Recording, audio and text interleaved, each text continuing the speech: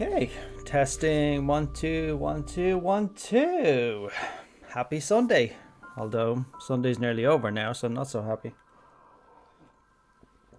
We're gonna start now in about 4 minutes time, but I decided to do a warm-up. I was tired of just staring at the screen. Just going like, I want to go. Let's go. Let's make sure everything's okay. Good, good, good. Okay. Now I have noted that when you AFK idle in Omphalos, it really likes to lock onto the butterflies. So the butterflies are the primary thing it locks onto. And instance portals, of course, and snow gym. But it's primarily the butterflies. There's rather a lot of them. Not that I'm not complaining. We get Snow Gym, the back of her head. Nice hair, but I don't like the fact that it's clipping. No NPC is perfect. Except Kra. Okay. What else? Butterflies again. I mean, they are cute, but when you're looking at them really close like this, you realize they don't really have bodies, do they? They have tiny little nub, but there's no real body there, is there? But granted, nobody's supposed to be looking at them really microscopically close, are they? But for butterflies, they do have a lot of detail on the wings, so there's that.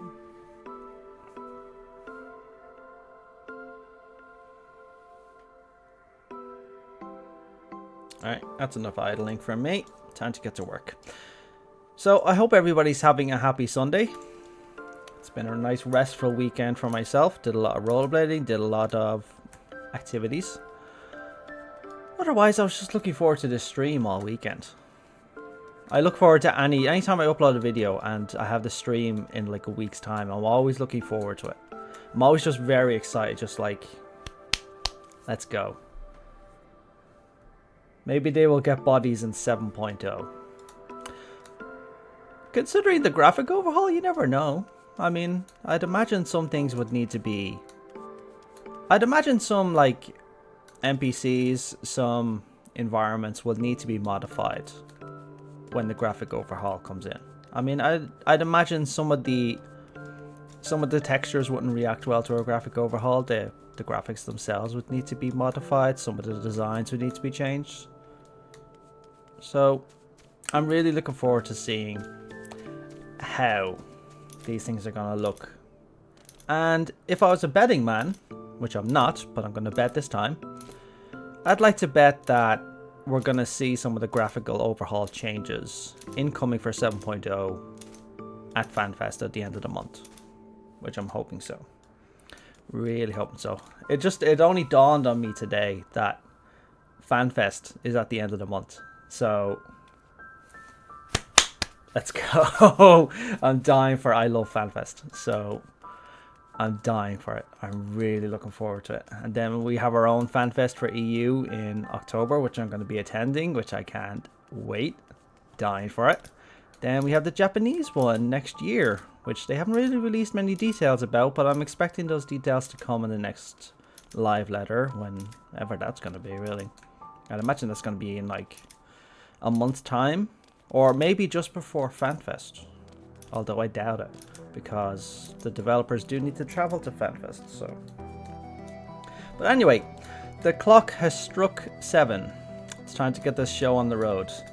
A very good evening, morning, noon, or night to everybody watching. Thank you for joining me tonight. This is my typical stream that follows a week after one of my new video uploads. It goes over the topic of the video itself. I discuss the creation of the video, the topic of the video, some theories and little tidbits about it. And then I go into a lot of discussions and theories, like my FF14 Discuss and my FF14 Theory series are all blended into the live stream. After the stream is done, everything gets compacted into a video upload, essentially. Okay, what is the precise date for FanFest? I actually have it on screen for you, Gray. So, the date for FanFest for Las Vegas is July 28th, which is a Friday, which is interesting. And then July 29th. I think the last NA FanFest also started on a Friday. I don't know if it's just something different there. Then we have London FanFest, October 21st, which is a Saturday, and October 22nd, Sunday, obviously.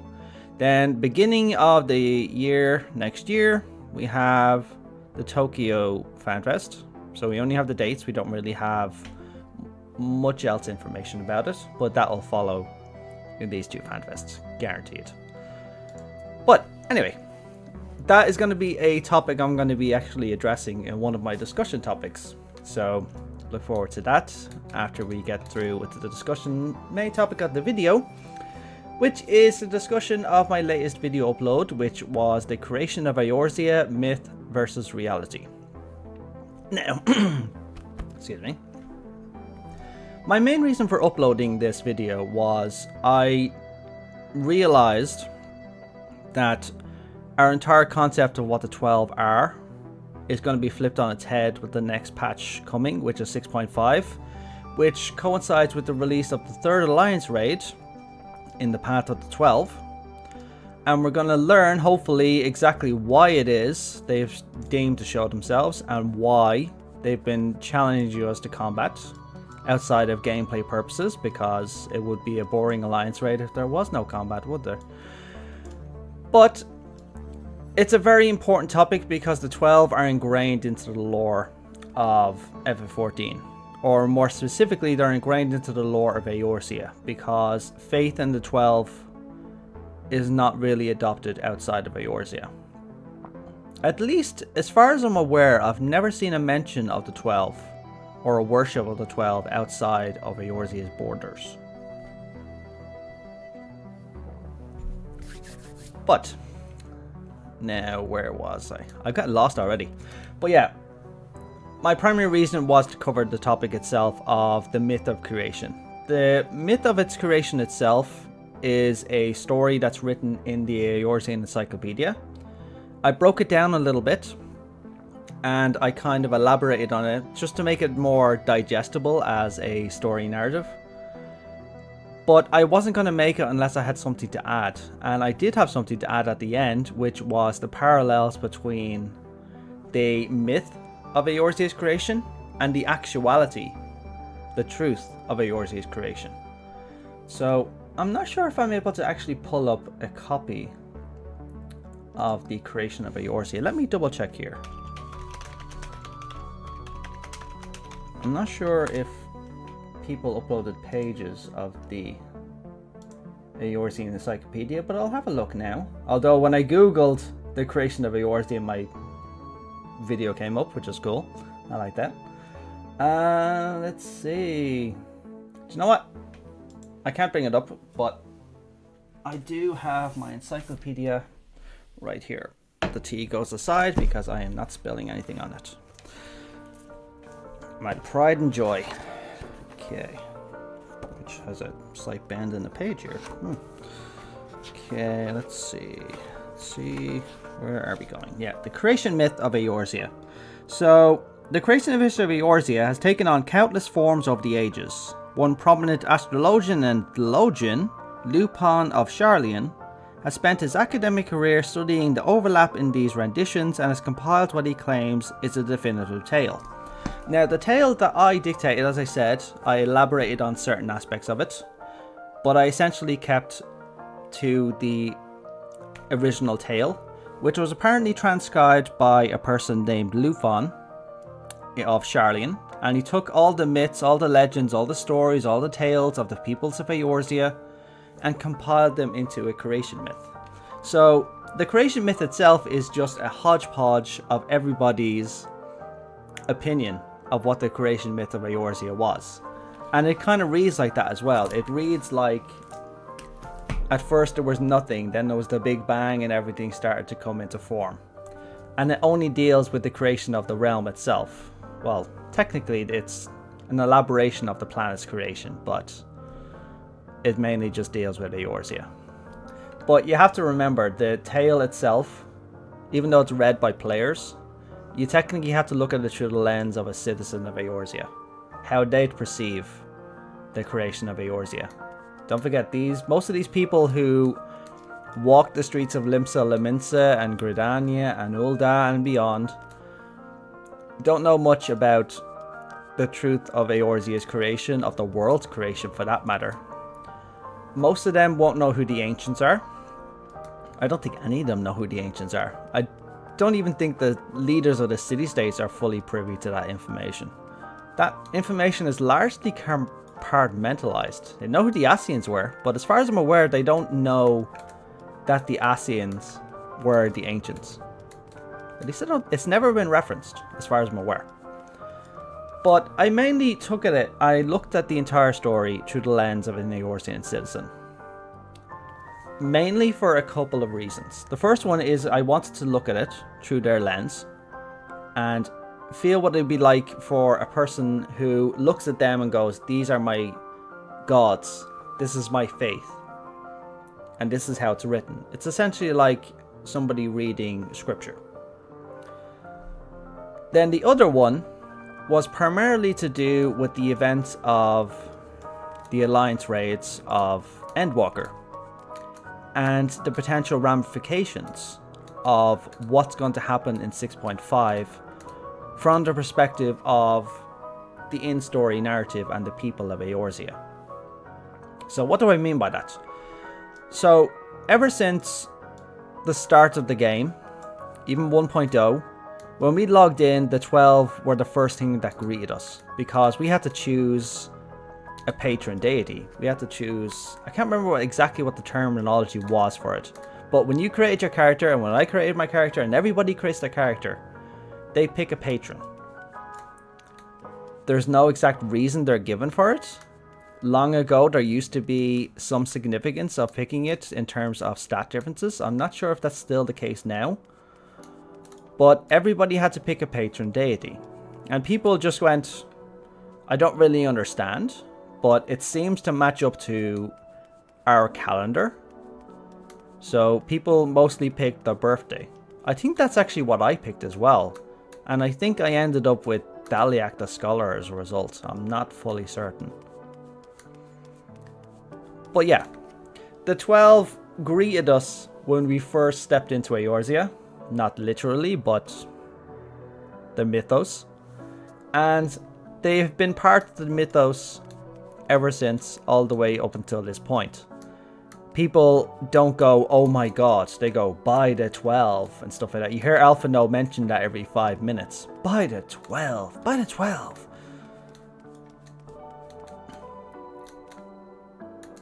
Nalthal for the win. But you're right, I ended up going with my birthday. Yeah, exactly. Everybody goes with their birthday because they just looked at it just going, alright, there's 12 categories there and then there's a 31 calendar. And people just ended up going with that. So, it made a lot of sense just to go with your birthday. I mean, what other thing are you going to go by? You have no real reference other than your date of birth. Or the day maybe that you entered Eorzea could have been one that you picked as well. Like when you started your character, you picked the day that you created it. That's something else that other people did. Just to try and make it a little bit mysterious. But yeah, I'm getting off track.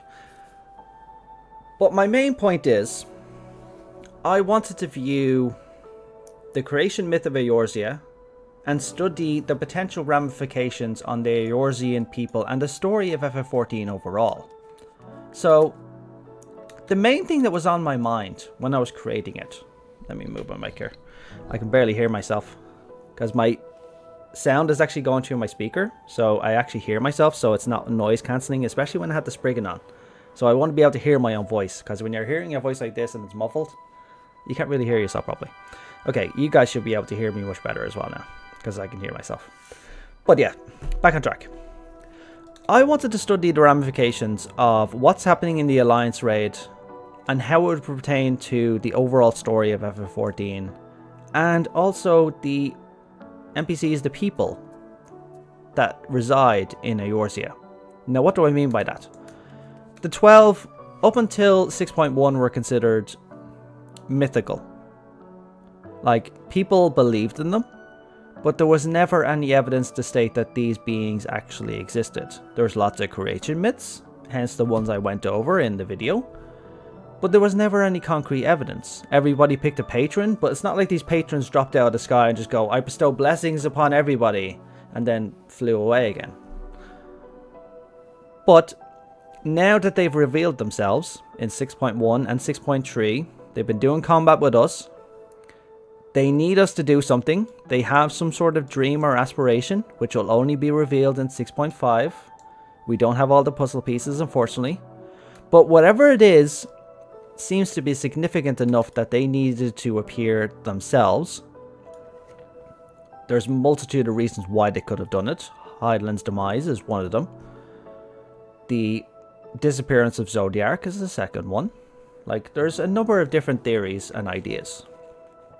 But what I want to focus on is, one theory suggests that the 12 that we've been interacting with are about to disappear. Similar in the vein of Hydaelyn disappearing. I mean, she burned her own soul in her combat with us in order to test us, essentially. And then she passed on. We don't know the nature of what these beings are, the 12. We do know they're affected by the fate of the people of Eorzea. It changes how they look, how they act, and it even creates new beings in their realms, Dalamud being a prime example. But, say for example, 6.5 comes around, something major happens, and the 12, the reason that they came around, for example, was to pass the stewardship of Eorzea onto us, and then to depart for parts unknown. Maybe they're going to disappear, maybe they're just going to fade from existence. I don't know. But what would be the significance of us learning the truth of what the 12 actually are to the people of Eorzea? Now, think about it like this. As far as we're aware, the only people who have knowledge about what's happening on Omphalos at the moment is the Scions, ourselves included, Snow Jim. I keep calling her Snow Jim. I'm just going to call her Snow Jim. Certain members of the Sharlayan Forum, for Shino, I'd say definitely, because they loaned us the devices that we used, well, Graha used, in order to examine the realms. And then a few other individuals scattered around, but that's about it. Nobody else, the citizens of Eorzea, don't have any idea what's going on up here. They don't know this realm exists. There's been myths about it, but they've never seen it before. But what would happen if the 12 suddenly disappeared? Or we just learned, say for example, we learned the truth of what they are. Will this be explained in story to the people of Eorzea? Or will the truth be buried or kept hidden from the people themselves? Because let's not forget, the people have they have faith in their deities, which are the 12. What would happen if they learned the truth of what they are? It's like us tomorrow waking up and we learn the secrets of God. How would that affect us? So think about the overall story. How would it affect them? I was leaning towards that theory as well. They might be fading, or they foresee something that's going to happen that will force them to exhaust their being. Valid theories as well, Gray. Now, I know I'm reaching a bit, because Alliance raids are segregated from the primary story, but they're not fully segregated from the story of the world. The Crystal Tower is a prime example. It exists.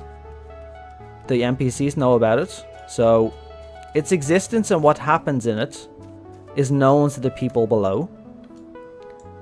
I'm going to assume whatever happens here is going to be documented, at least by the Sharlayan scholars, and the information is going to be released. But what would that information do to people? Like, how would the people of Eorzea react if I literally walked down, stood in the middle of Limsa Laminsa, and yelled at the top of my voice, I have been to Omphalos. I have met Byragot the Builder. I have met Halone. I've met at least 8 or 9 members of the 12. I'm literally the warrior of light. It's like I'm the one person people would believe. But what would that sort of information do to the society when they realize, oh my god, they're actually real? I mean, I had faith all this time, but they actually are real. I could see society getting turned on its head by something like that. We have no frame of reference to exactly how something like that would affect people. But that's what I wanted to explore when I made this video. That was the main thing on my mind. And I know, as I said, I know I'm nitpicking, and this may not turn out to be anything, but it's just something that has nagged at my mind ever since 6.1 launched. I really want this to be a catalyst for something that will affect the overall landscape of the realm of Eorzea itself. It could end up like the Calamity and people simply are forced to forget. That's also a valid reason as well, but the 12 are just so ingrained in society and have been for thousands of years. So, if I was a betting man as well, I know I want the truth to come out, but I have a feeling that in order to preserve peace, faith in Eorzea is just going to be kept as that. Faith in the myth of the 12. And we're not going to tell the truth, whatever the truth may be. Unless it's something that directly pertains to a threat to Eorzea or Aetheris itself, we're not going to say anything. I can only imagine what the plot of 6.5 is going to actually run out to be. I've been theorizing about it for a good while now, as has everybody else, as have you.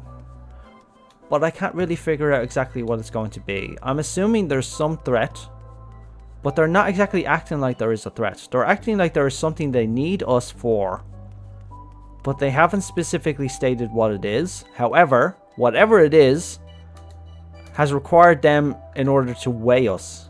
So we're getting weighed every time they combat us. And we're not combating them to defeat them, they're just weighing us, essentially. They're getting a test of our strength, a test of our mettle, a test of our resolve. And it has to do, in my opinion, with whatever the hell this thing is going to actually lead to. But, yeah, it literally could go anywhere. But, mainly just going back to my video, the primary reason for its creation was for me to address this fundamental truth. And this is actually going to go into something else that I actually want to theorize with you after I finish overall examination of my video. So, I'm running around here like a weirdo.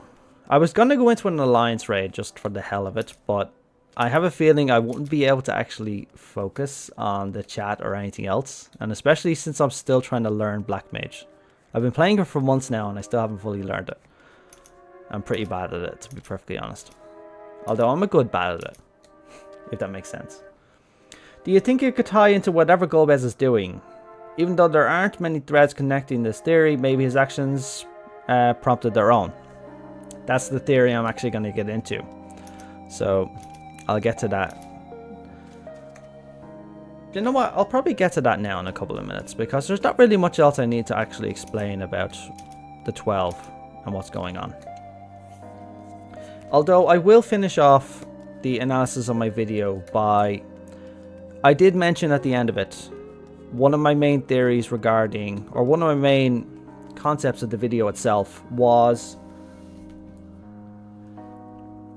when I was examining the creation myth, I couldn't help but notice the parallels between myth and the reality of things as they are as we learn them. So,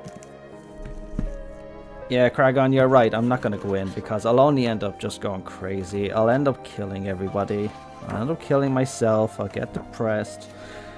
So let me just have a look at the creation myth here real quick.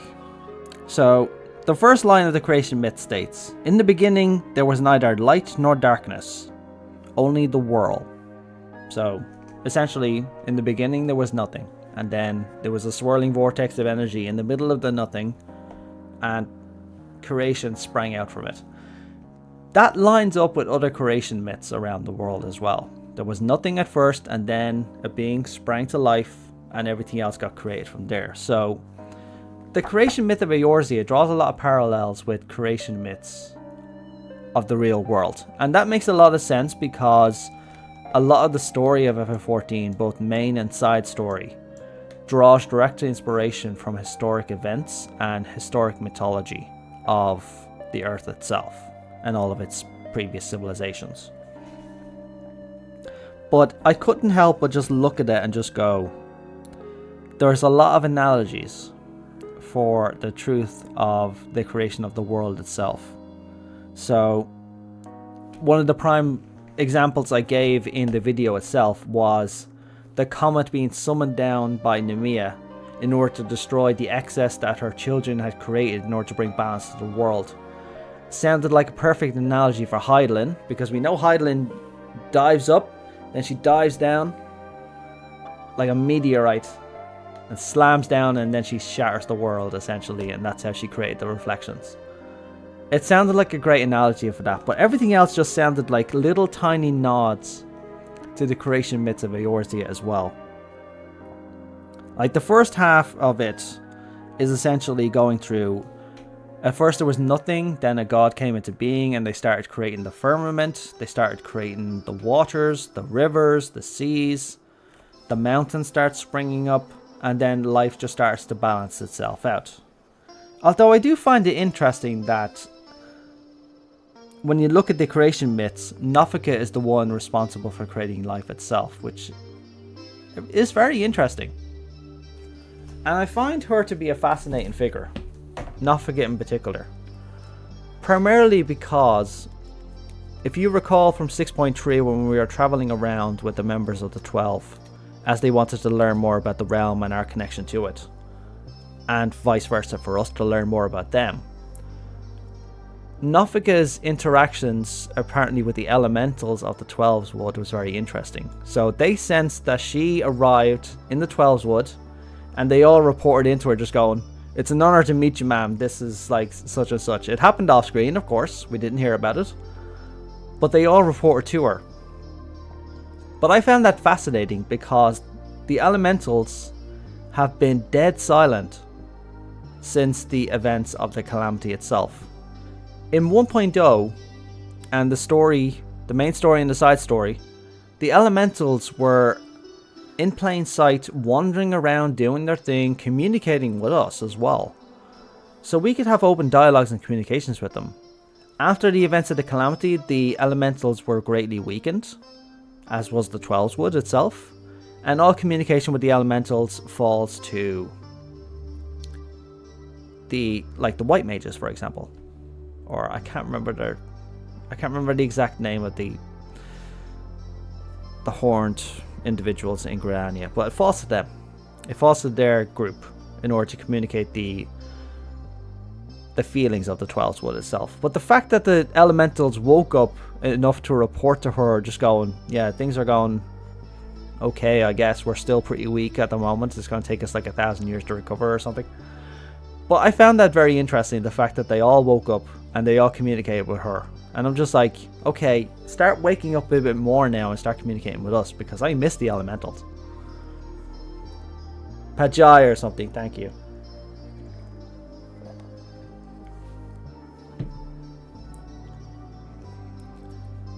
Yeah, the elementals is something I really want to explore. I'm actually going to explore it in a different video in future, but that's part of something else.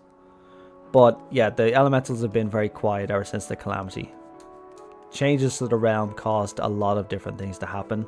The elementals going silent and weak was one such change. Don't forget, the 12's Wood itself was directly impacted by a very large fragment of Dalamut as well. So, there's that. I'm hoping that changes though in 7.0 and beyond. I really want to get to know... I want to get back to Eorzea. Like, I know we haven't even explored all of Eorzea yet, so I want to get back to stuff like that. But anyway, where was I? Yeah, back to the creation myths. Now, there's one thing I did leave out of the creation myths of Eorzea. I mainly addressed the fact that once the 12 were happy with creation as it was, they created the 7 heavens, and they all retreated to that 7 heavens itself.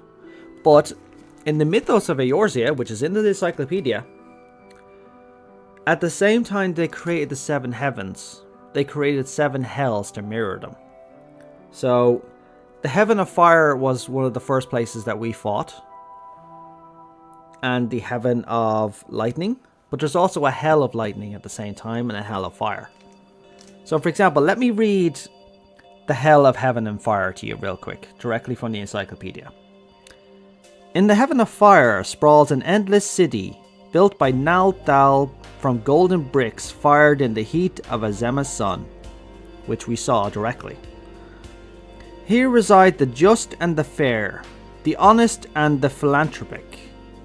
The hell of fire was formed when the rubble left after the creation of its heavenly counterpart was cast from the firmament into the dark pit and set alight. Here burn those who wrongly judged their peers, those who tricked their customers, and those who gave and received dowries or dowsers. I can't pronounce that word. But the point is, the creation myths of Eorzea state that there's a heaven and there's a hell. Now, these are the creation myths of the people themselves. They believe there's a heaven and they believe there's a hell. We know the truth. The truth of the fact is they're one and the same. There's no pearly gates. There's nobody waiting to weigh you and just go like, I'm going to throw you into heaven or I'm going to throw you into hell. We all go to the same place when we depart, which is the ethereal sea. That's the truth of the matter.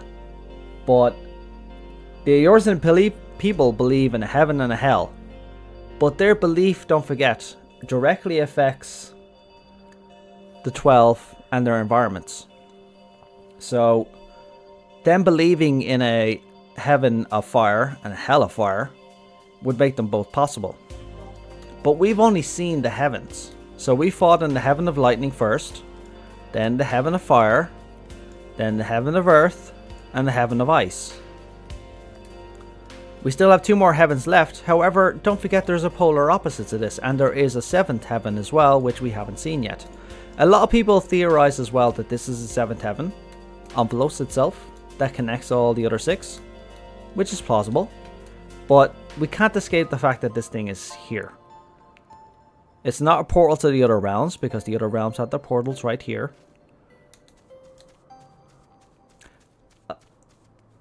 I read a theory actually a while ago, a long while ago actually, that this may be a gate to the 7 hells. So this Omphalos connects to a polar opposite of Omphalos, and then around them will be 6 gates to the 7 hells. I like that idea, I really do. But if I was going to state that we'd see the 7 hells in one patch, my answer would be no. I don't think we would. But I just found that interesting. Now, I think that's pretty much everything I wanted to go through. We do have 2 heavens that we have yet to see though. The heaven of water and the heaven of wind are the last 2 heavens that we've yet to see. In terms of the members of the 12 that we haven't seen yet, don't forget Nemea showed up in the heaven of earth alongside Altic. So we still are missing 1. So that begs the question, like, where we're going to be going. Like, I think the heaven of wind is definitely going to be one of our final places to go. But are we really going to go to the heaven of water just to fight 1 boss? Or will there be something else? Will we fight there and then suddenly get teleported to the 7th heaven, the final one itself, in order to fight whatever it is we need to fight? Or is it possible we might fight Nemea again? I doubt it, but anything can happen. But yeah, it is curious that they broke the mold and they added an extra member of the 12 to that one. So, but I suppose it made room for this elusive 13th that they keep talking about. Yeah, that's true as well. Like, I've said this numerous times. You can see the 12 are actually here wandering around. So, I'm going to assume this is Lim Lane. Daliak is walking around down there somewhere. Yeah, I'm fairly certain that's Daliak. But they're all wandering around as well. Namia's over there swimming around.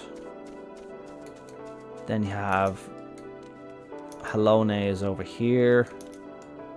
Menfina in her bunny rabbit is over here. Actually, no, that is Halone, never mind.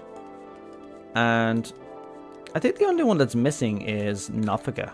I haven't seen her wandering around, as far as I'm aware. I can see Baragot over there. I can see Nalthal is sitting over there next to his. There's Namia.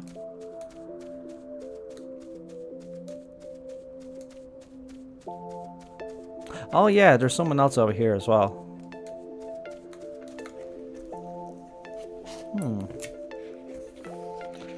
Now, we didn't see the owl. But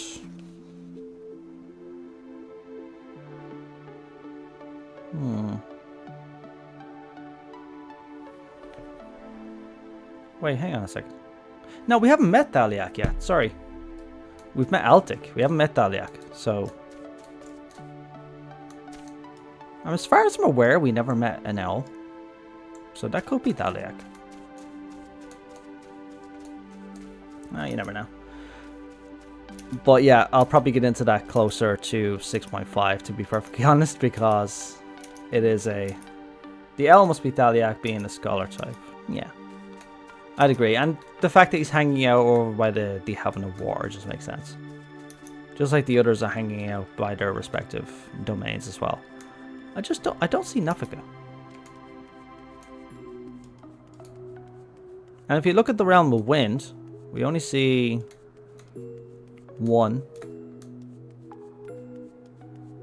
But that makes sense as well, because don't forget, Oscan is still unaccounted for, and I'm still of the opinion that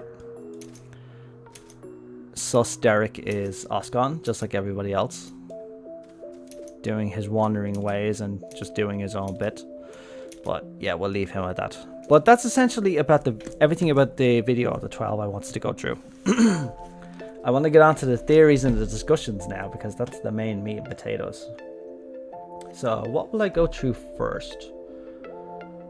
I think I want to go through a discussion first, before I go on to theories. Could be blending in with this. Yeah, Nafika was some... Yeah, she was some kind of plant thing. She was like a... She wasn't an elemental. But I don't know if she's wandering around. I didn't see her at all. And it's kind of bugging me as well, the fact that I didn't see her. Maybe she's lying over here. I haven't looked over here. Nafika, Nafika, Nafika. Where are you? Oh, there she is. Okay, so she's hanging around. She's blending in with everything. I think the reason I probably didn't see her is because I'm colorblind. Jeez. Okay, so there she is. Okay, so she's still hanging around. In terms of what the hell she is... Oh, where's she gone? Oh, she dropped her acorn. Okay. Oh, don't drop your acorn. There you go. Alright, well, she's there at least. So the only one who's really missing is Oscan. But as we know, there's a certain Oppo sitting outside with Susteric. Kragon, that's his name. In my opinion, his name is Susteric. That's his full name in my eyes. Let's go out and see Susteric just before I move on to the next topic. I already spoke to him earlier, but still. Mr. Susteric.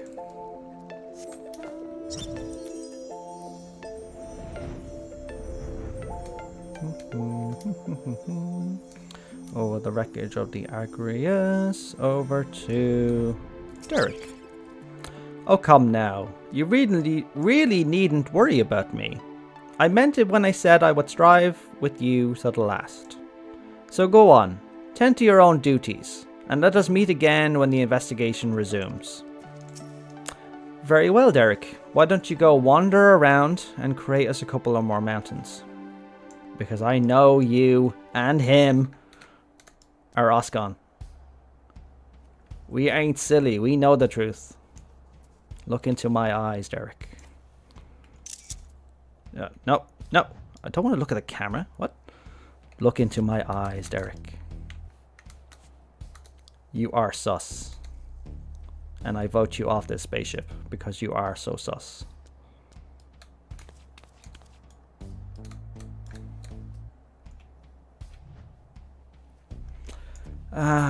Yeah, he's very sus. I mean, he's been suspicious ever since he showed up. Let's admit it. So, yeah, I'm in everybody else's camp that he's Oscon. Cosmo Canyon. Never gets old. I can't wait to see Cosmo Canyon in the new Final Fantasy VII. Ah, I can't wait. But yeah. On to the next. Well, let's go on to the topics and theories in that regard. What did I want to discuss? Oh yeah, we'll go on to a discussion first. So, I was talking to a friend about this a few days ago.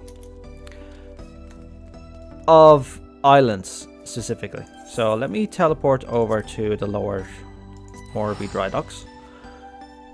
Now, my island is not very developed. I haven't really paid proper attention to it, to be perfectly honest. I enjoy it. I've visited there many times, but paying full attention to it and constantly doing stuff with it is beyond the scope of my actual attention span. Because my attention span goes into the lore of the game rather than doing the islands. I really want to do it, I just can't maintain attention on it. And I look at people with their beautiful islands and I go, I really want to do that. I just can't pay attention. But I might have to do it primarily because I now know there's giant spriggans roaming around here somewhere. So I really want to get a few giant spriggans for the farm. But yeah, onto the theory. My friend and I were talking and we were discussing the housing situation. And I mentioned to him, is it possible or is it likely? What do you think about the fact that islands are getting more and more sophisticated? We're able to customize them a lot more than we did at the start. And now we're able to dress them up similar to outdoor housing. What do you think about the idea of the island system itself replacing the housing system of FF14? Now, the reason I brought this topic up is because the housing system of FF14 has been a disaster ever since it was implemented. Now, what I mean by that is, originally it was a first come first served situation. Everybody just poached houses whenever they got them. People would be logging in, mashing the login button, trying to beat the queue to log in at the beginning of a new patch in order to try and get the new houses and stuff like that. So it was first come first served. And then you have other servers around FF14 who have individuals who have bought out entire wards. Like some of the servers that were completely abandoned, or not abandoned, that had a very low population. There were individuals who bought out entire wards of houses and customized them, and then refused to relinquish them when people started giving them backlash. Like, I'm not here to discuss that. I am on the side of the people in that regard, just to make myself clear, because one person owning an entire ward is not on. You're not too late, Shade. I'm into the topics and discussions now, so, and don't forget I'll be uploading this after. But I was mainly discussing housing to him, and I was just like, the housing system is just so disastrous, and it always has been. They've never been able to properly balance it out. Like, they've been constantly having to introduce new wards to deal with player demand. That demand kind of goes down once new servers and new data centers start coming in. But I think it's gotten to the point where housing has become less of an important thing to people. Or at least to me. Housing is not really important anymore. But from what I've seen, and I've asked a few people about this, a lot of people have paid a lot less attention to housing now that island sanctuaries have become a thing. Because when people were giving a choice between going to your house or going to your island sanctuary, a lot of people would prefer to come to the sanctuary. Because in the end, it's an entire zone dedicated specifically to you that you can now dress up like a house. And some people have dressed them up in very elaborate ways. Like, let me just try and bring up a few examples.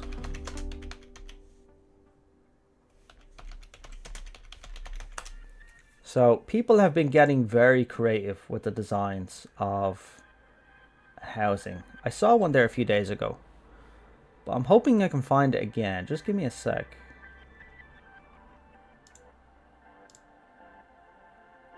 Come on. Has to be a good one here somewhere. Oh, I can't see it. Let me try something else. Okay. Let me try one of the main sites. 14 Islands Sanctuary.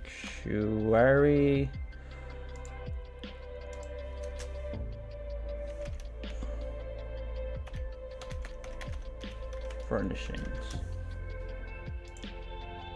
Okay. Let's see. Oh, there's one. Okay.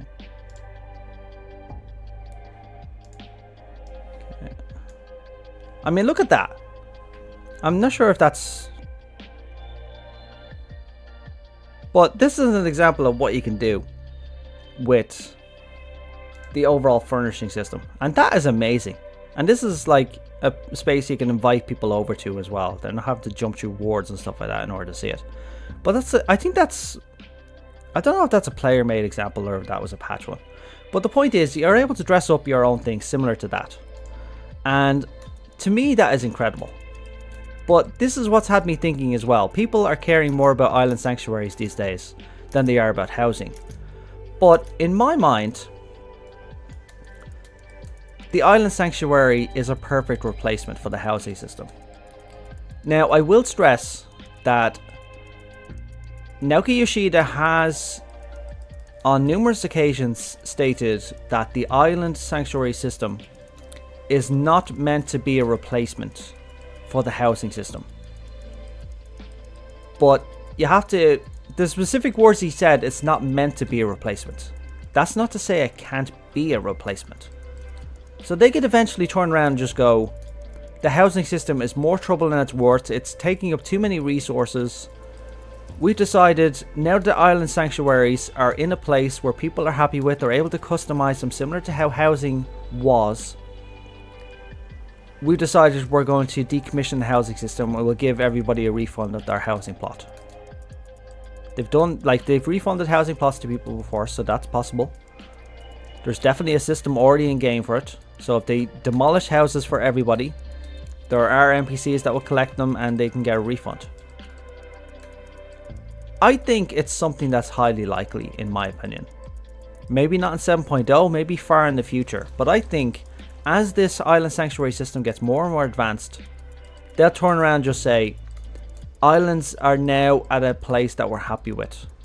And they give players a lot more freedom than a single plot in a housing ward. So we've decided we're going to decommission the housing wards. And that's it.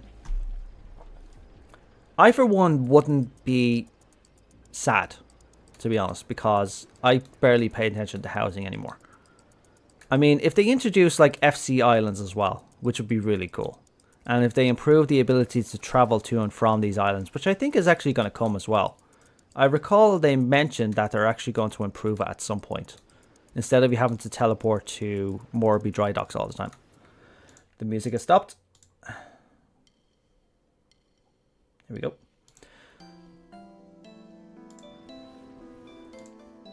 But yeah, my point I was trying to make is islands are definitely a great system. Like, ignore the fact that I haven't really paid attention to mine. That's just me. But a lot of people have been paying massive attention to island sanctuaries. And I feel one day, very closely in the future, they're going to replace the housing system with the island system. I mean, if you think about it, it makes a lot of sense. The housing system has been nothing but a problem. It's been a thorn in Square Enix's side since the beginning. Ever since they implemented, they've had nothing but issues with it. Whether it's due to demand, whether it's due to issues with the system itself, and complaints from the player base. And then you have outright abuse of the housing system where, as I said, some people own entire wards on less populated servers. I mean, fine, but they should have done something to address that after the backlash came up, but I'm not here to discuss that. I'm not even going to try and go into it, to be perfectly honest. I've made my stance clear in that. I don't think one person should own an entire ward. But there you go. But that's that topic there. So I suppose we can move on to some of the others. Yeah, Shade, that was actually one of the other topics I wanted to go into. Have you pre-ordered the Earth Encyclopedia 3 yet? I placed mine in as soon as I was able. Really looking forward to it. I am the same. As soon as I saw that the pre-orders were available, I was on there, my credit card was out, and I bought it right there, pre-order on the spot, because I've been waiting a very long time. Or more specifically, I should say, I didn't pre-order it right away. I went on the site and checked what the release date was, which is December. So then I realized, okay, it's not going to be ready for FanFest in October, because I kind of wanted to pick it up at FanFest as well, which is how I got my other two. But yeah, as soon as I saw that, I was just like, okay, I'm just ordering it right away. I was a bit hesitant, primarily because I have seen people pre-order it online before and purchase them online, and some people got misprints. Like, for example, the front printing of the first Eorzean Encyclopedia had misprints where the crystal was kind of printed outwards, and it was very distorted, and some of the prints inside were misprinted as well. So I'm not sure if that was just a particular batch or what, but that's why I wanted to wait until FanFest to get my encyclopedias originally. This was long before I started making YouTube videos. Like, I can't make YouTube videos without these things, because these are my base. These are my firmament when it comes to creating videos. So if I look up something online and I see conflicting information, the encyclopedia is my firmament for judging what is right and what is not. And when I get that new encyclopedia, I'm going to make a ton of Shadowbringers videos. I've only made a few, but once I have the firmament base, the support of the Eorzean Encyclopedia 3, I'll be making a lot more Shadowbringers videos. Like about Ronka. I'm dying to dive into Ronka. And I know the encyclopedia is going to have much more information on Ronka, which is why I've waited to actually make a video on Ronka. I think the misprints will make them valuable in a good few years. You'll probably be right. Like, misprints, especially sealed misprints, tend to be very valuable. But you'll see, you never know. If you get a misprint, maybe just keep it in the plastic. Okay.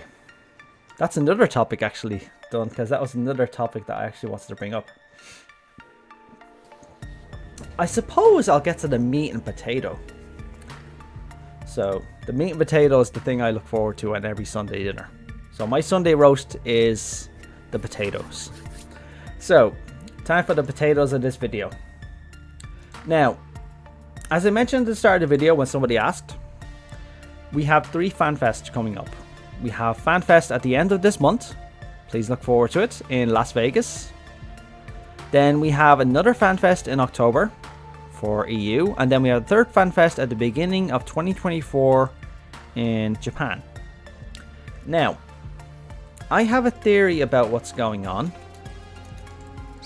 primarily concerning the main story and the side story for that matter. So I'll teleport myself somewhere else. I'll probably need to go to my apartment at this point. But let me just outline FanFest first. So FanFest have been a predictable fair, to say the least. So when we go to a FanFest, we have an idea of what to expect. So at the beginning of every FanFest, you get a keynote address, you get a trailer of some kind, whether it's a teaser, a trailer, or extended trailer, and you get a lot of discussions from the developers regarding upcoming changes, upcoming additions in the next expansion, upcoming races, upcoming jobs. Now, if I take these three for example, from what I can think about, and I'm basing this on the previous FanFests, in the Las Vegas FanFest, which is coming up at the end of this month, don't forget, less than 30 days, we can expect a teaser trailer. Considering it's now, we're well into 6.4, we can expect a teaser trailer for FF14 7.0 expansion at Las Vegas. So at the end of this month, we can expect a teaser trailer for 7.0.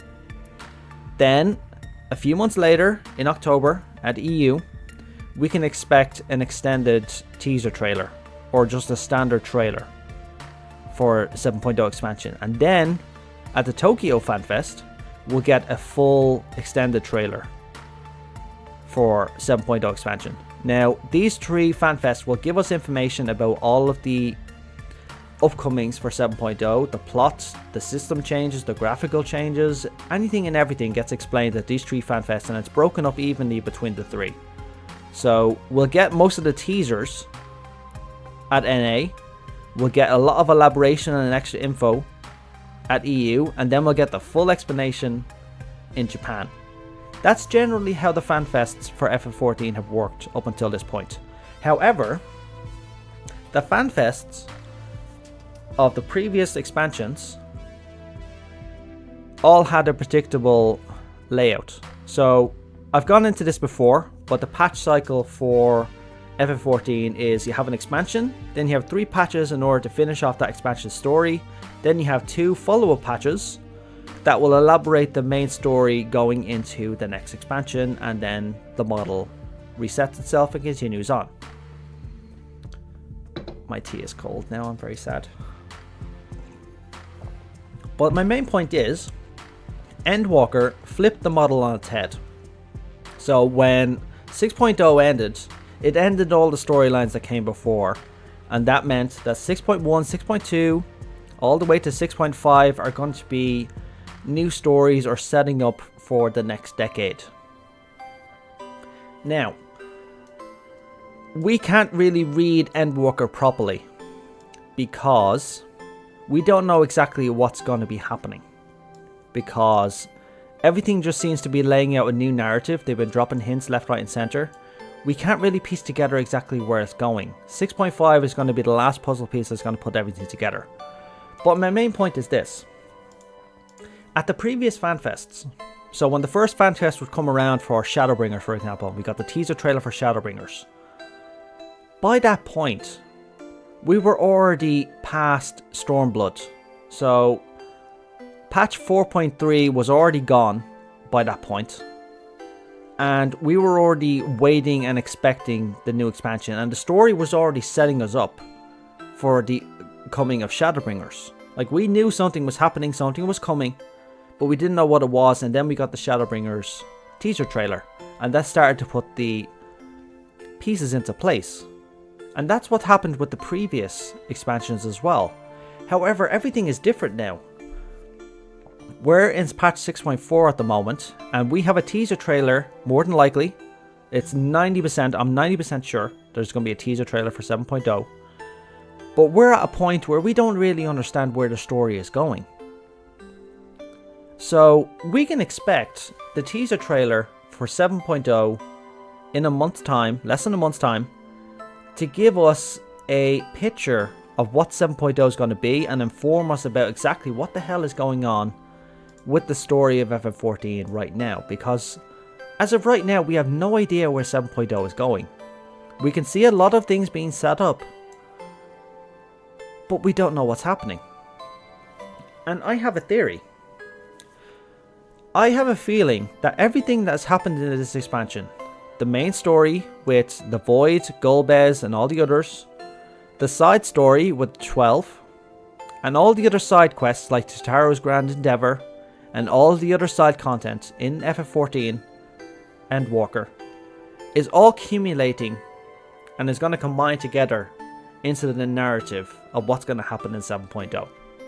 So I have a feeling that the entire expansion, Alliance Raid and main story and beyond, has all been the same narrative, writing the main story of what the firmament is going to be in 7.0 and what we can expect. So I hope I made that as clear as I can. It's been rattling around my brain for a while, but it's had me in a weird place because we've never been at this point before. Like, when a FanFest was coming, as I've already said, when we were waiting for our first FanFest and we knew a teaser trailer was going to be coming for the next expansion, we were already having a general idea of where things were going. We knew something was going on, but the teaser trailer elaborated on it. With Shadowbringers, for example, we knew, alright, things are happening. The Scions are fainting and going into comas. We don't know what's going on. And then all of a sudden we learned that we're going to another world. So that set the narrative for the rest of the patches to come. But right now we're in the dark, which is an unusual place for us. Like, we've had a lot of stories going on, but we don't know exactly where it's going. It could literally go any direction right now. But the teaser trailer is going to inform us about what's going on. But my theory, again, I'll just reiterate it, is that I feel that everything has been, all the stories, the side quests included, have been accumulating into what this new narrative is going to be for 7.0. I have a question that's semi-related. Do you think that the 12 are on the different reflections, or do you think they're limited to just the source? That's a good question. So,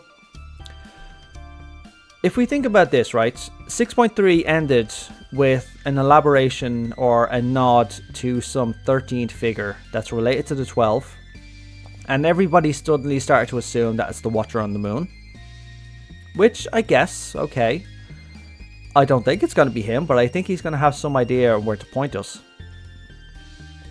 But if you think about the Watcher doesn't only exist on the source. There was a Watcher on the 13th, who Golbez likely slayed, or slew. It slew, yeah. He slew. Yeah, he slew the Watcher on the 13th in order to take control of the moon. So, if I was going to say it, I'd say no. Because we've only visited, well, we've visited a couple of worlds at this point, but we've only really interacted with one properly, and that was the first. We saw no mention of Faith in a Daisy 12 Pantheon. In my opinion, they're indicative of the source. I think they had something to protect on the source. What it is, we don't know. But the fact that they're hovering above Lake Silvertier and their gateway is in Silvertier is no coincidence. What is the firmament though? I still can't put my finger on all of it. Like, I can kind of theorize as to how the whole Golbez saga might end, but it doesn't tell me anything about 7.0.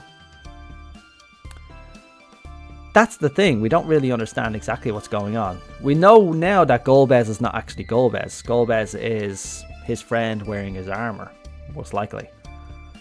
And we know that the real Golbez's Memoria Crystal is now merged with Zeramus. So we're going to see that playing out at some point. But the couple of years they've spent on this main story, playing it all out, seems to be coming to a head with the teaser release. So this teaser is going to inform us about exactly what's going on. So we have a lot of puzzle pieces. We haven't been able to define the edges of it yet, but this teaser trailer is going to define the edges. It's going to give us a road map, essentially. We're walking along a road. We don't really see what's happening. This teaser trailer coming out is going to show us something in the distance, and we're going, okay, so that's where we're going. Because right now we don't have a clue where we're going. What if the 13th member is actually Azem, and they weren't set up by Vana, but Azem? Oh, this is getting very high. There you go. What if the 13th member is actually Azem and they weren't set up by Vana but Azem? Well,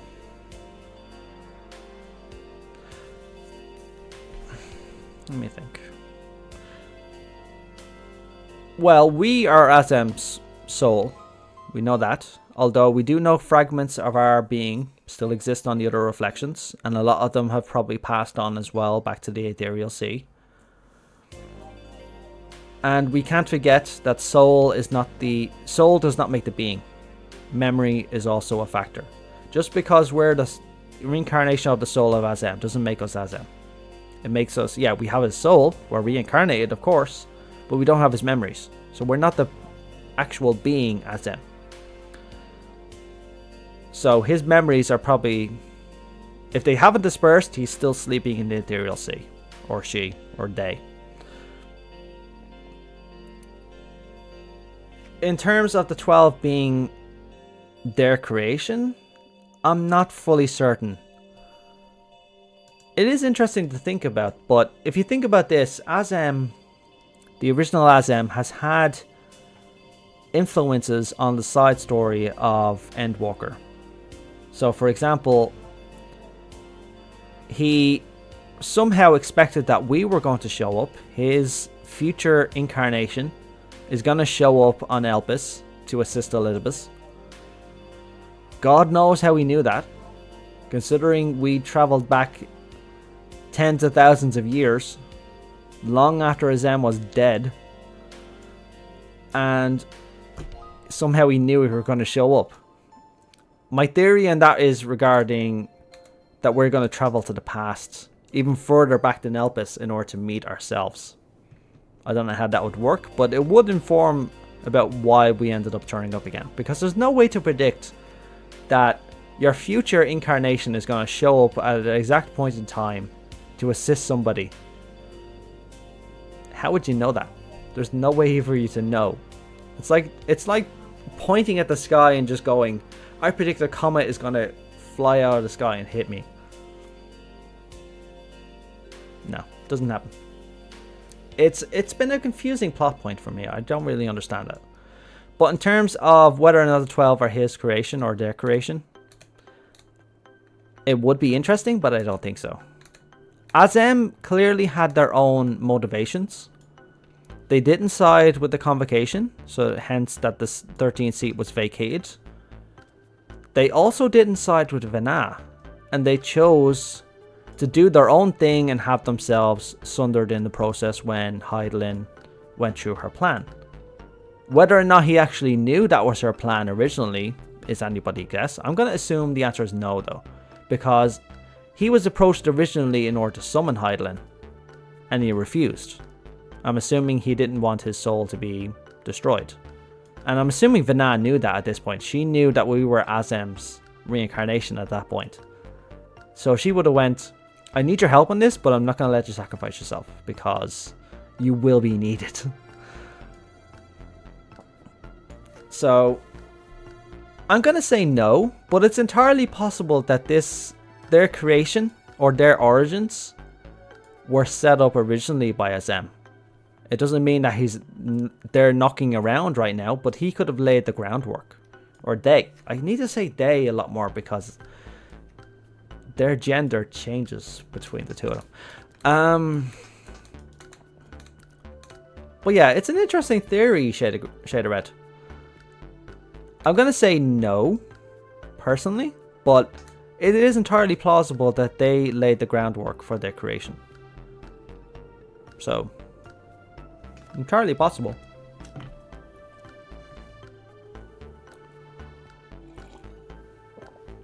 What else here?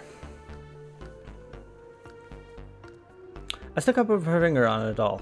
Like, I kind of predict, theorize. Yeah, I've already answered that for Kraken, didn't I? Okay. So, yeah, that was my main theory regarding what's going to be happening.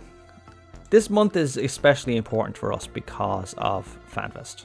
So we're going to learn exactly what we wanted to learn these past 2 years. So I'm looking forward to this. I'm also looking forward to hearing whether or not there's going to be any changes in Creative Business Unit 3.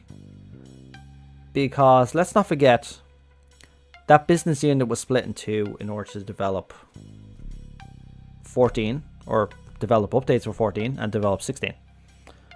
And Naoki Yoshida was split between the two as well.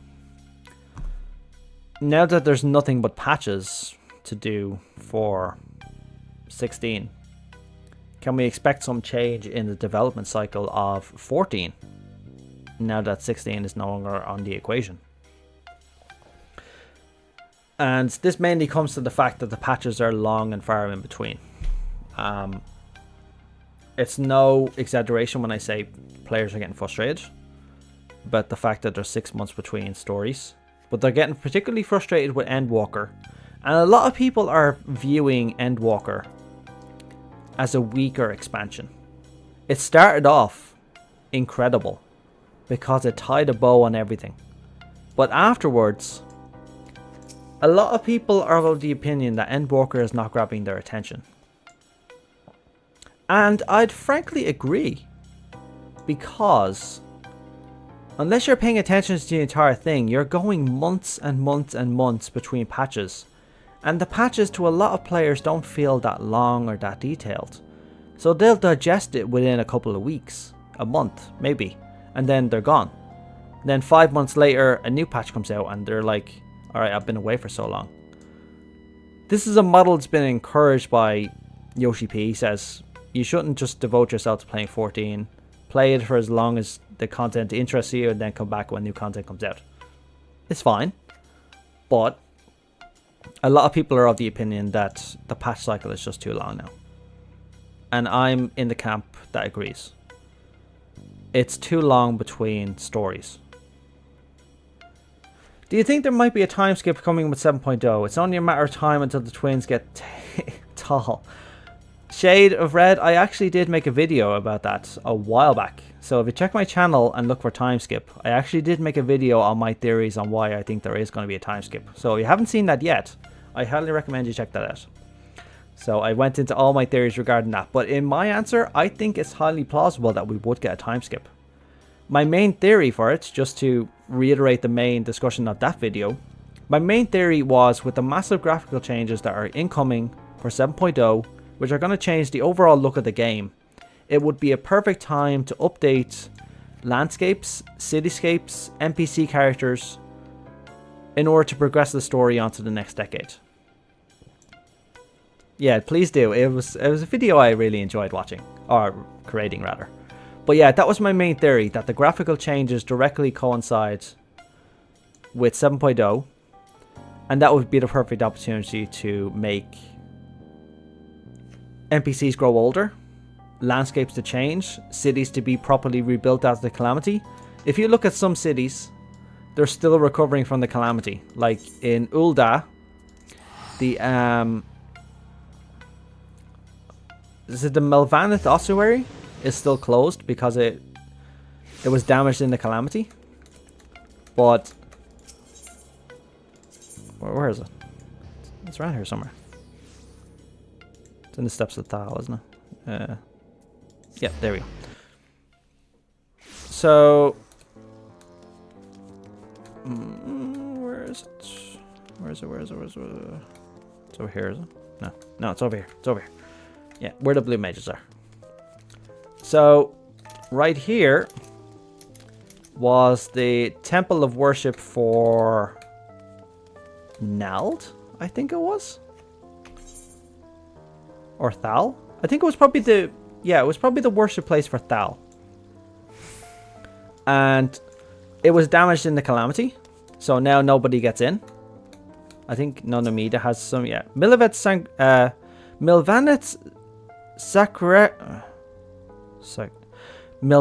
Sacrarium, dedicated to the worship of Nald, was extensively damaged during the calamity. Repairs continue even to this day, to the great inconvenience of our adherents.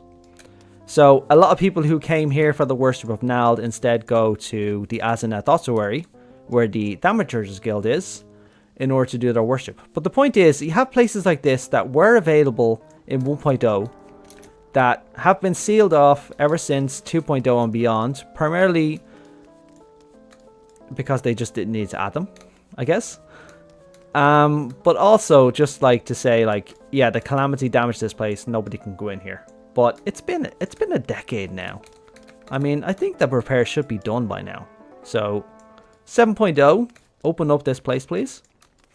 And my theory as well is, do you know the way Nal Dal is a combination of the two gods, or the two deities? I think because Ul'dah is the central place of worship for Nald and Thal, is that the reason they're both of them are merged now is because both of their places of worship are now merged into one. And if I think about it, I think, who's the one who's always on top? We rarely hear from the one on the bottom. So which one's Nald and which one's Thal? Hang on a sec. Nald, Thal. Let me have a look here. Yeah, so that's Nald. That's Thal. Yeah, so think about it like this. So the Milvanith Sancarium is a place for the worship of Nald. And then the Azeneth Ossuary, where the Thaumaturge's Guild is for the worship of Thal. And now that this place is no longer accessible, people who need to worship Nald now go to the Ossuary in order to worship him. But then the worship of the two of them kind of became intertwined. So now it's the worship of Nald Thal. And then as you saw with the character of the 12 within the Alliance raid, both of them are merged together, with Thal being the central figure. Because if you look at the worship happens in the Azeneth Ossuary, which was primarily for the worship of Thal, and Thal's statue was there. So I didn't really make that connection until that point. That's very interesting, actually. Because when you walk in here, the statue before you is not Nald Thal, that's the statue of Thal. So that's why Thal is always on the top in the cutscenes, and he's the one doing the talking. Or technically, the both of them are doing the talking, but don't forget that the two of them rotate, and they do have the ability to separate again. But I think because we know the faith of Eorzea changes the 12, depending on how they feel about the faith, the fact that they're doing all their worship in the Temple of Thal, and worshipping Nald Thal as a single entity now, which is why they merge together, but why Thal is the dominant one on top all the time. That's cool. That is so subtle. I never realized that until this point. That's really clever. I have to say I'm impressed. I don't know why I didn't put that piece together till this very point. That is clever, isn't it? But that just goes to show that the people's faith in these beings, the 12, directly affects how they look, how they talk, how they act, and where they are. It's canon that Thal is a top. He's the dominant one now, apparently, yeah, so. Because we've never heard Nal talk on his own, except he talks in the raid when they flip places. But when he's in the cutscenes outside, it's... I mean, they're talking as Nal Thal, but one of them has to be on top all the time, and it just so happens to be Thal. So I find that to be very interesting. I really like that. That was very subtle and very, very creative. I like that. But I do hope that one day we get the Sancarium. The Sacrarium. I think it's called Sacrarium. The Sacrarium. I hope we get a Sacrarium opened again. But it lists a lot. There's a lot of different places around Eorzea that are inaccessible, that were destroyed by the Calamity. Now this is... They say destroyed by the Calamity, but this is a way of saying we need to change the game's outlook. We didn't have time to do everything, so we're going to change the layout of some places. Some places don't belong in the game anymore. If you look at Gridania, there's multiple places within Gridania that are now sealed off that used to be available in 1.0, and they're not there anymore. Like, they have NPCs in front of them or giant roadblocks in front of them just going, you can't go there anymore. But those are all over Eorzea, so 7.0 would be a great opportunity to change them. May the next life bring me happiness and gil. Ah, my sweet summer child. If only you knew there's no way to spend Gil in the ethereal sea. Although, I guess he's talking about his next reincarnation. So, he's saying his next life, so I'm assuming when he dies, and if he reincarnates. But I'm pleasantly surprised by that now, to be honest. I still want to check out Galmora because of Duskwhite heritage. Duskwites have been done dirty. Like, I'm not really the biggest Elysian fan. I'm a Lalafell. True to form, always and forever. But I do like all of the races of Eorzea. But the Duskwites, in my opinion, have been done very dirty. I mean, if you look at their counterparts on the first, they're nothing but bandits and brigands who are constantly trying to rob people, constantly cursing at people. They're like, just feck off and stuff like that. Like, the Duskwites have been done very dirty. And their lore is very limited in FF14, in my opinion. Like, to the point I can't even point out, or I can't even remember a single Duskwite off the top of my head. I remember our Scion friend, I can't remember his name off the top of my head, but that's another prime example. Duskwites have just, like, they're one of those races that are just left behind. Which is unfortunate. They really should, this is an opportunity as well in 7.0. Flesh out the lore of the other races. You don't need to add any more races. We don't need any more races. Don't add another one. Please, love of God. We don't need any more races. Finish the Hrothgar, give them their female, and that's it. She has a very nice glamour.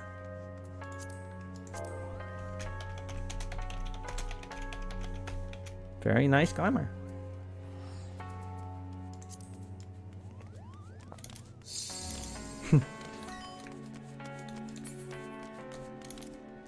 I like to look at people's glamours whenever I walk around cities. Like, some people have very creative glamours, and that glamour was very nice. Like, her hairstyle matched the robe as well.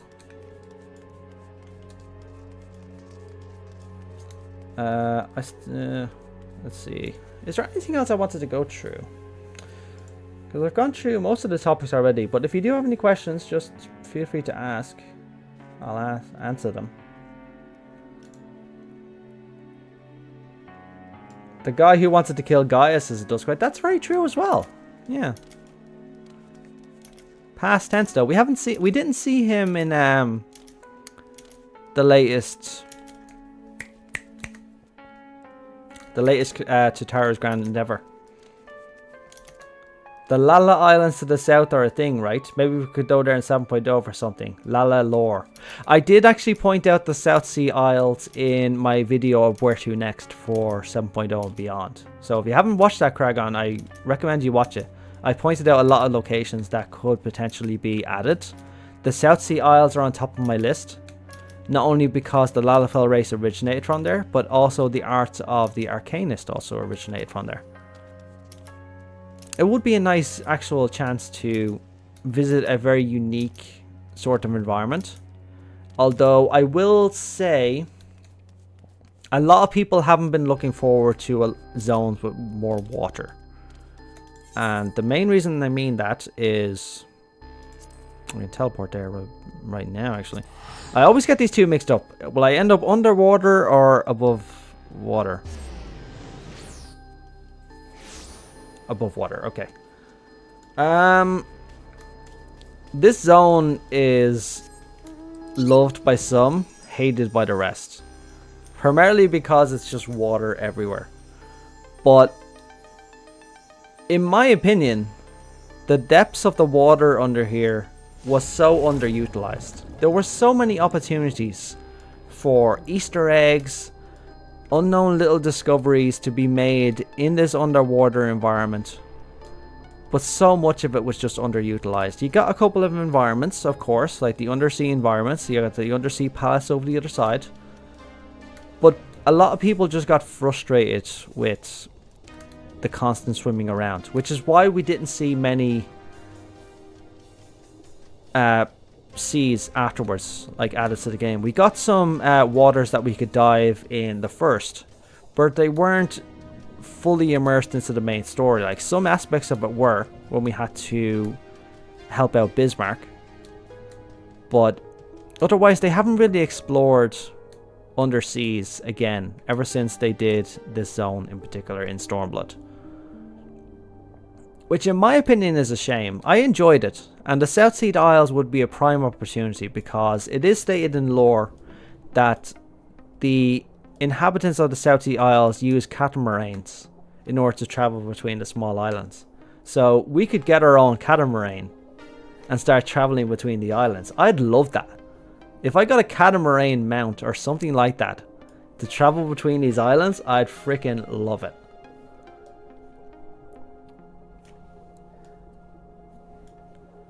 But yeah, it all comes back to this. Like, I can remember my WoW days. I remember my WoW days very vividly, to be honest. And I remember that the underwater was one of the best things to go through in WoW in terms of a lore perspective, because there was a lot of Easter eggs, a lot of little nuggets lying around that you could discover.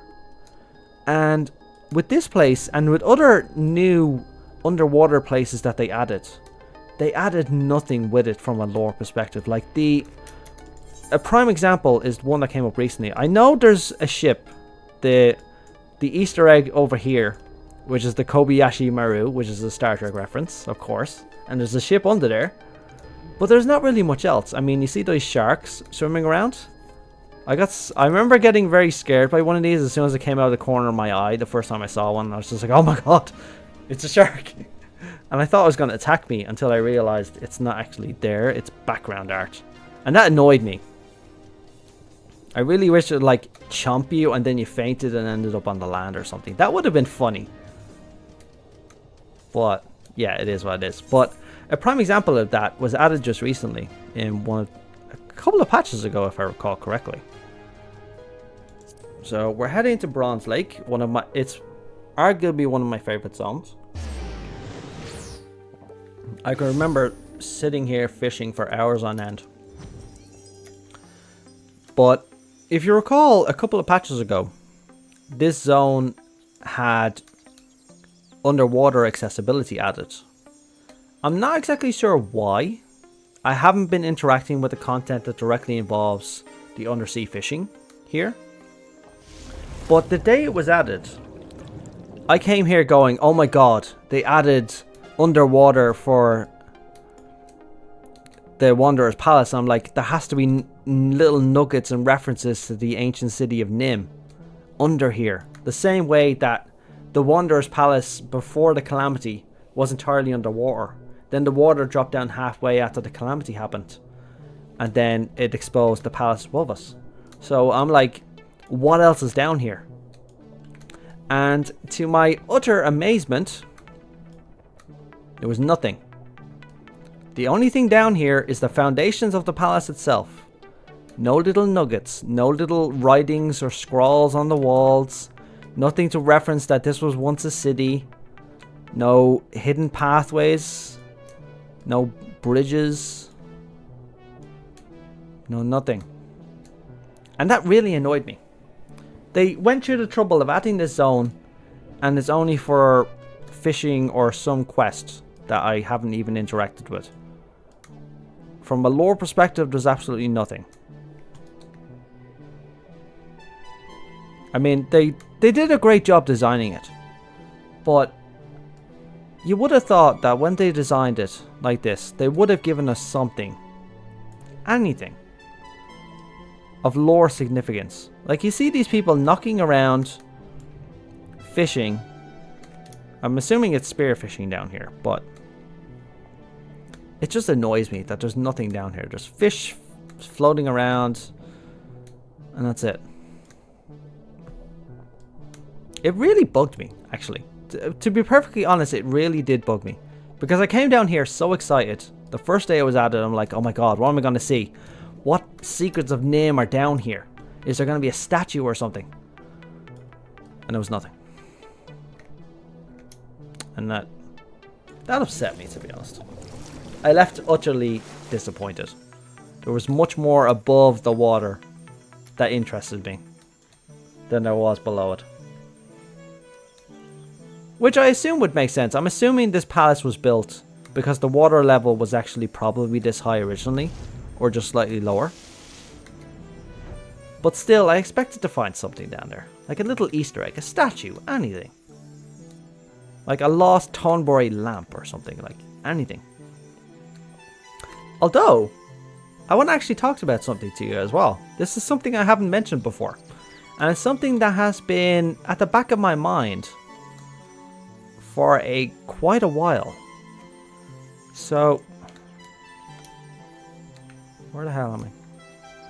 Okay, I need to go back to dry land. Nothing's free in Waterworld. I really want to watch Waterworld again. Okay, for this I need to bring up one of my information sources. I need to go for a certain quest, or event quest rather. The event quest I'm looking for is 2022? 3? I thought it was 2022. Ah, there we go. I think it was Hatching Tide, wasn't it? Yes. So, let me look at Hatching Tide here real quick. So, once I find a section, I'll be able to go through this with you. So, okay, eggs. Yep. I dare say we collected, yes, Tonbury. Tonbury is a discussion topic, but I need to get to the section in particular.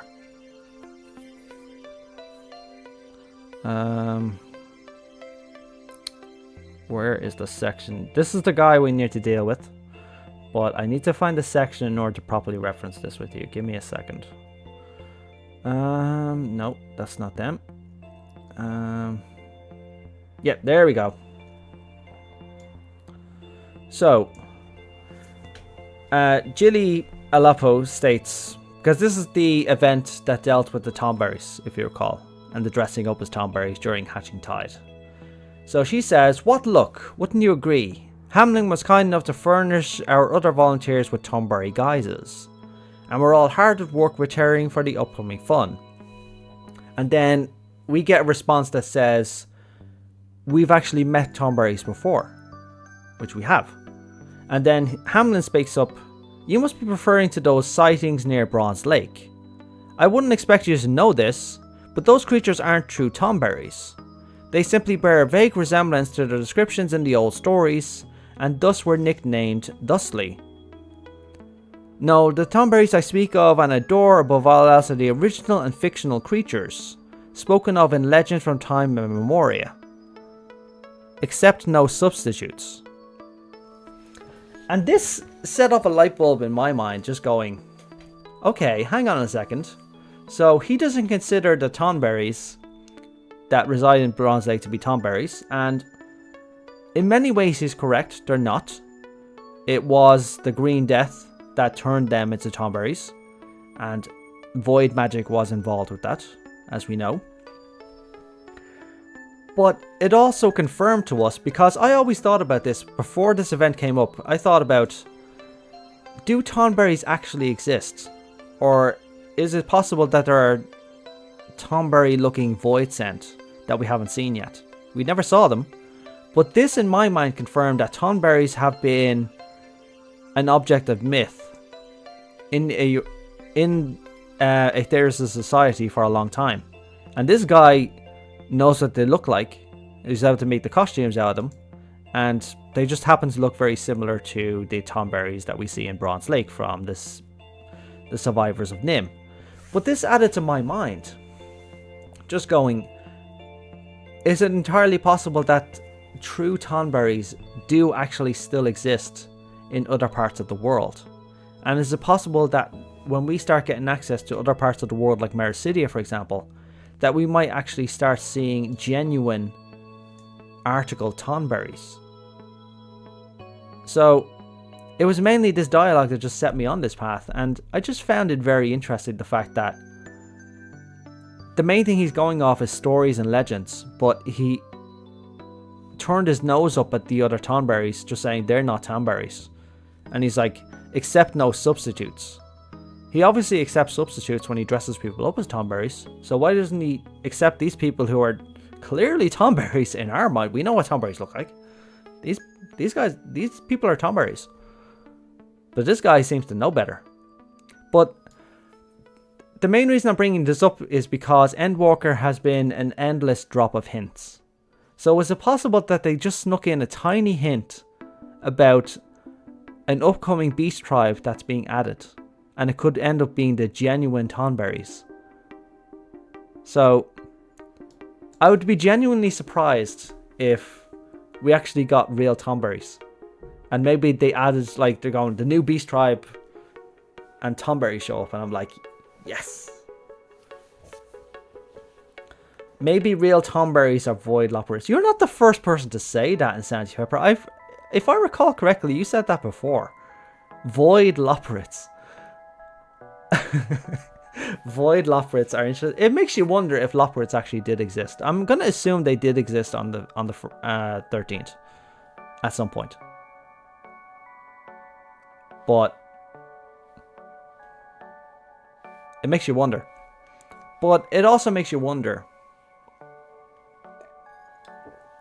did Heidelin properly plan for the exodus of the reflections the same way she planned for the exodus of the source? Because Heidelin herself, as far as we're aware, exists in the ethereal sea connected to the source. Or if the ethereal sea connects them all, we're not fully certain. But as far as we're aware, we didn't see any ship or any evidence of Loporrit civilization on the moon, but you only got a small look at the moon, so it's entirely possible that they were there at one point and that the infrastructure is actually below the surface. So, plausible. But if they end up being void Loporrits, that would be interesting. I'd like that idea. Void Loporrits. I love that term, void Loporrits. Okay, anything else that we need to go through? Let's see. So that's that. I really do like that theory though. You guys need a hand? The area ahead is under Cobalt control. Yes, it is. There was some dialogue where they were guessing that there might have been, but they're likely void sent by now. I'm guessing that it was just answering the question before anyone asked. I wouldn't blame you for thinking that. I'm assuming if there was Loporrits, they are living creatures. So if there were Loporrits on the 13th moon, they would have turned into void sent of some kind. So Tonberries are honestly as good a guess as any.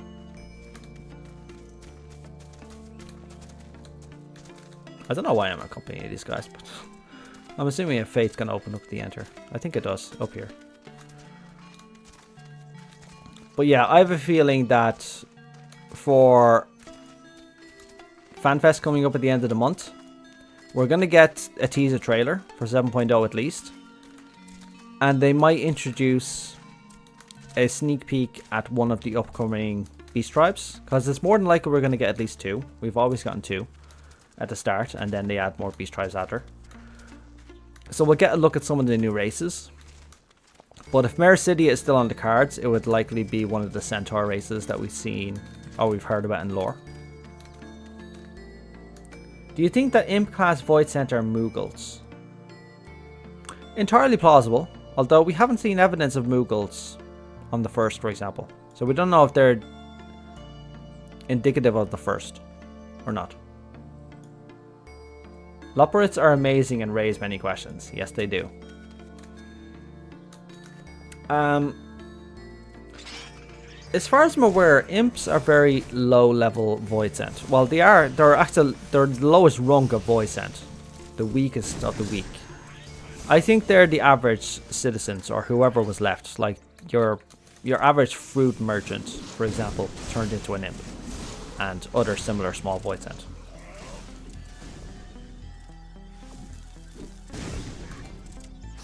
I really should help these guys. I'm starting to feel bad now. Oh, I forgot sub level 50. Had to use fire tree over and over.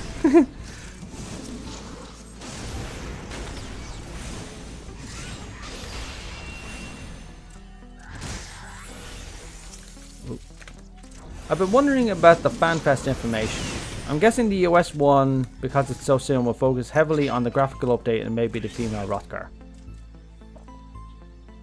Fourth job, you can find a Moogle. Wait, really?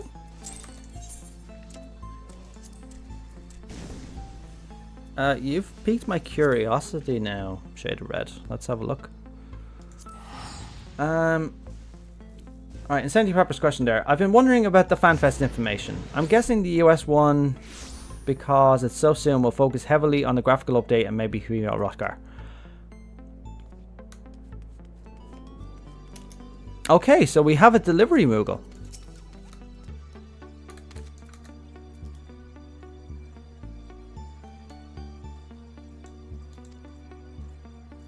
Feu was saying that the delivery moguls from beyond, wherever that is, Kupo, have high hopes for you.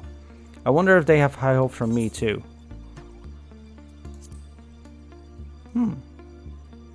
Yeah. Interesting. Alright, so you are right. So there is actually Moogles on the first. But I'm assuming most of them are gone by this point because they're territorial lands. Because they inhabited the 12's Wood on the source and other regions. But with most of those regions gone now, everybody's displaced, of course, so there's very few of anybody left. So I'd say there's probably very few Moogles left. But it's good to see one actually here. So yeah, that is good confirmation that Moogles actually did exist on the first. Thank you for that. That makes me happy actually, knowing that there's Moogles on the first.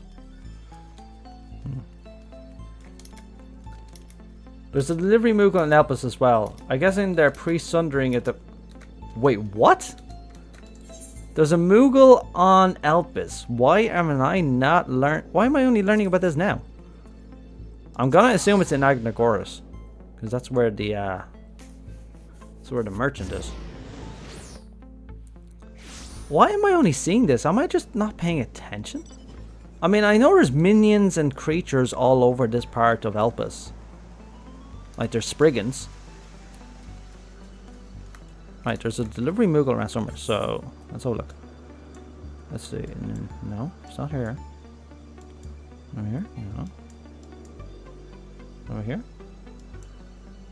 At the beginning? They may have created an Elpis, and the Moogle Mog story from him lowering them to the world below was them escaping Elpis after the final days. I like that idea. They just escape Elpis and just start going all over the place. And they might have been gigantic. Moors. I don't see him. I mean, there's creatures all over here. But I never saw a Moogle. I mean, here's my my Ori eyes. I love them. I love them all. I never saw a Moogle. And I don't see a post-Moogle around here. I mean, if I was expecting a post-Moogle, he would have been here. But I don't see one. I'm going to run around this area again, because I don't remember seeing a Moogle. Insanity Pepper, if you recall where you saw this, let us know, because I'm frankly curious now. Don't mind these quests. I'm still actually in the process of finishing this, but these are mainly, I'm keeping them as part of other videos. So I don't complete them all right away. So I prefer to record them as I go, and I use them as good reference sources as well when I'm researching a topic. Muggles are a big origin point. Yeah, Moogles have been ingrained in Final Fantasy for a long time. But yeah, the idea of them being a pre-Elpis or an Elpis creation is interesting. But yeah, there's no post-Moogle here.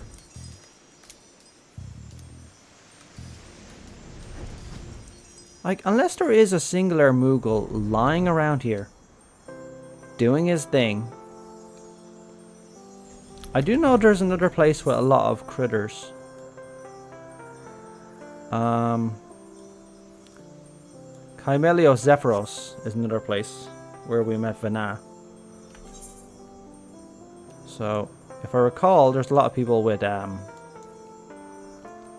in Point Noikos, if I recall correctly, there was other people with critters and minions.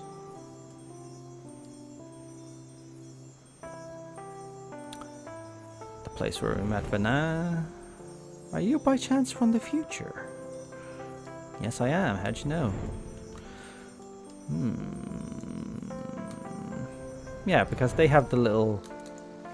Or, I say little, the giant frickin' thingies. Look at the size of that. They're so big. They're so cute. And they're so big. Yours Cactuar? Yeah. Wait, what does this Cactuar say anyway? What? A creature bearing an uncanny resemblance to a Cactuar appears in fine spirits. Why wouldn't he be in fine spirits?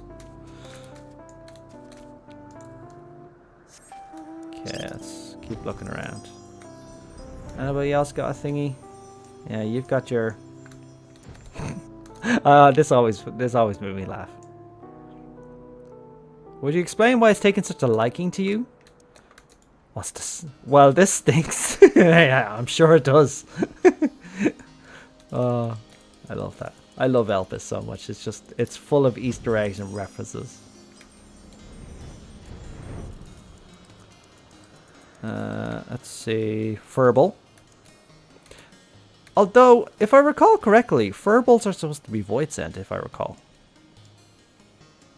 Or at least I thought Furbles were Void Sent. I'll have to double check that. But I was under the impression that Furbolts were Void Sent.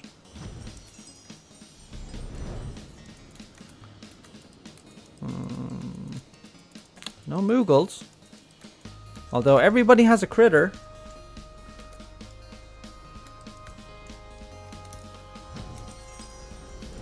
She's got elementals. Now this is the interesting one. Like... An artist in the medium of names. It is my job to adorn the flora and fauna of Aetheris, such as these creatures you see here, with names befitting their natural beauty. Yet you didn't give us a name. But yeah, if you're wondering, in 1.0, when I was talking about the elementals earlier, this is what the elementals looked like when we encountered them in 1.0. So whenever we talked to them and saw them in the 12's Woods, this is them. This is what the elementals look like. You don't really see these models around 2.0 and beyond anymore. They still exist, of course they do, but you rarely see them anymore. Oh yeah, you find the Cat Sith as well. I saw her a while ago, which really confused me because I thought Cat Sith was a custom creation of that person from Mac.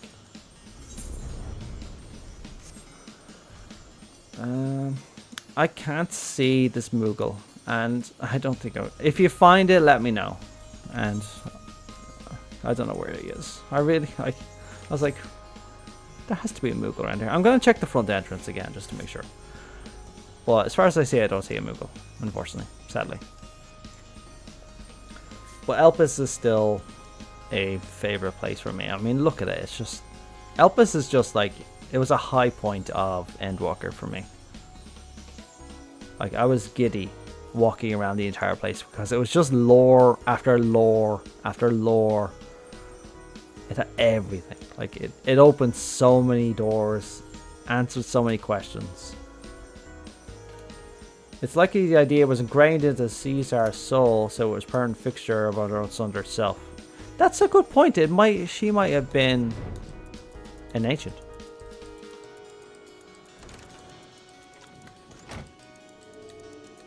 That makes me think about individuals like the Scions, for example. Like, because we saw a lot. Like, remember when the meteor showers happened in 5.3 or 5.4? 5.3, I think it was, by Elidibus' doing on the first, and it triggered memories of Forgotten Realm or the Echo in certain individuals. Those individuals, more likely than not, are reincarnated souls of ancients who were sundered. But it makes me wonder, were the Scions, or the majority one like Ishtola and all, are they just new souls, not reincarnations? Because none of them had the experiences of seeing a place long forgotten, getting sad about it, and they didn't unlock the Echo either.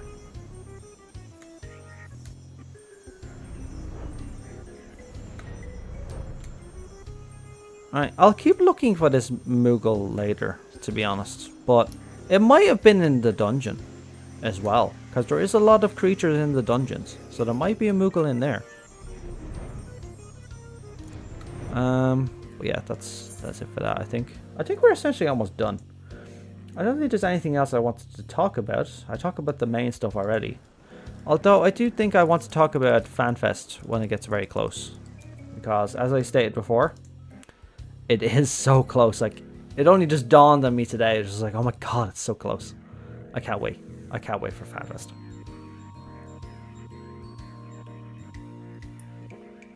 But in terms of what's going to be happening soon, I'm in the middle of scripting my latest video at the moment.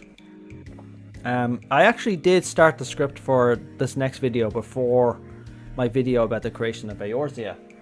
However, I was waiting for a book to arrive before I actually finished it, and it's this book here called The Chronicles of Light for FF14. Now, this book, even though it's in paper form, all but 2 of the stories are actually available on the FF14 website, like the Tales of the Storm, Tales of the Shadow and stuff like that. But there are a couple of other tales in it, and they were mainly my focus, and they're going to be my focus of the next video. It's taken me longer than anticipated, but I am trying to reinvent my writing style as well.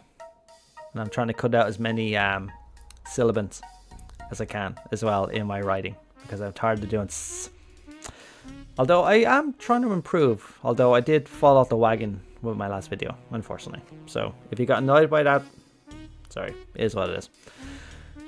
But yeah,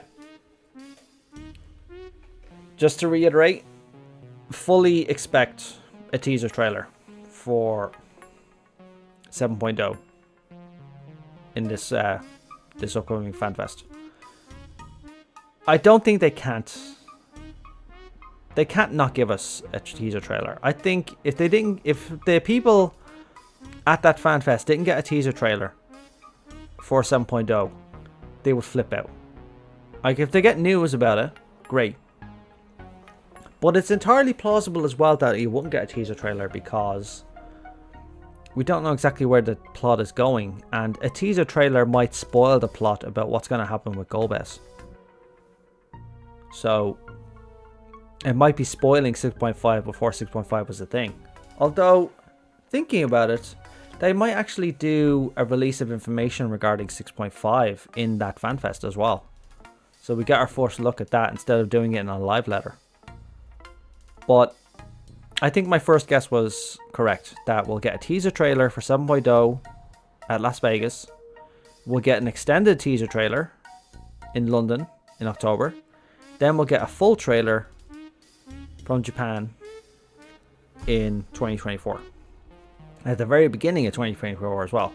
And then probably like, I'll say 6 months after that. So I'd say summer 2024 is the release of 7.0. That's my prediction. So probably a year from now. Maybe. But anyway, I think that's pretty much everything I wanted to go over. So if nobody has anything else to bring up, or if I can't think of anything to bring up, I think we'll probably just leave it there for the night. So let me just think about things real quick. Let's see, I've done that. Nothing else to talk about. I am interested about Tataru's Grand Endeavor. I'm not going to say anything here because I'd say some people probably haven't done it yet. They have been adding a piece to Tataru's Grand Endeavor with each patch.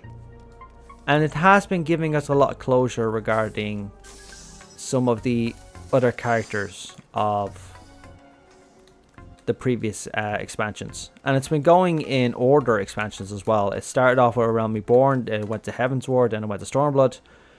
The latest one gave us insight into characters from Shadowbringers. Although I'd say we're probably going to be going to the first to get a souvenir for Totaro, but I won't spoil it too much. But I think it'll all cap off at 6.5. I'm looking forward to seeing exactly where this goes, because we're doing nothing but making Totaro money at the moment, so it makes me wonder what we're going to get out of it. But yeah, I'll probably talk about that another time. So I think we'll just leave it there. I think that's pretty much everything. Ooh, nice glam. Yeah, we'll leave it there. I think we'll leave it all there. So, done. So, I will do my next video probably in the next couple of weeks. I'm still in the middle of scripting it, as I said. I'm trying to make it more digestible. I'm trying to improve my writing ability as well. So, trying to put all the facts together and then write it in a proper tale. I'm also trying not to make it too long, because it is starting to look like it's going to be very long. I will say it's a character biography from start to finish. I didn't want to do it right away because I wanted to get a few patches in to see if there would be any changes, and there wasn't.